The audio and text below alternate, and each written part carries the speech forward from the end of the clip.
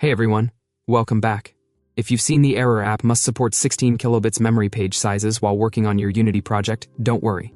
In this video, I'll explain what it means, why it matters, and most importantly, how you can fix it step by step. Okay, so here's the deal.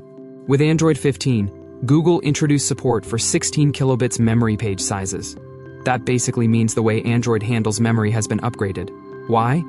Because on new devices that use 16 kilobits pages, apps can run faster. Google says up to 10% performance improvement. But here's the catch, if your app only supports the old 4 kilobits pages, it simply won't run on these new devices. Unity added support for 16 kilobits pages in newer versions of the engine. Here are the versions you need. On Unity 6000.1 or higher and Unity 6030. F1 or higher and Unity 2020 2.3, 56.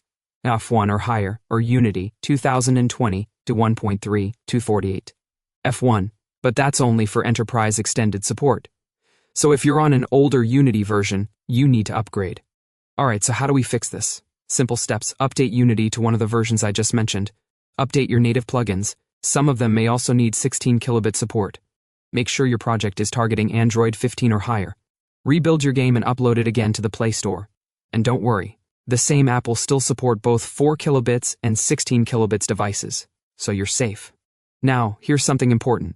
From November 1st, 2025, Google will make this a requirement. That means if you try to upload a new app or even an update, and it doesn't support 16 kilobits, Google Play will reject it. So it's better to update your project now rather than later. So that's it. Update your Unity version, fix your plugins, and rebuild your app. That's how you solve the 16 kilobits memory page size issue. If this video helped you, make sure to hit like and subscribe for more Unity and Android tips. And if you get stuck, drop a comment. I'll try to help you out.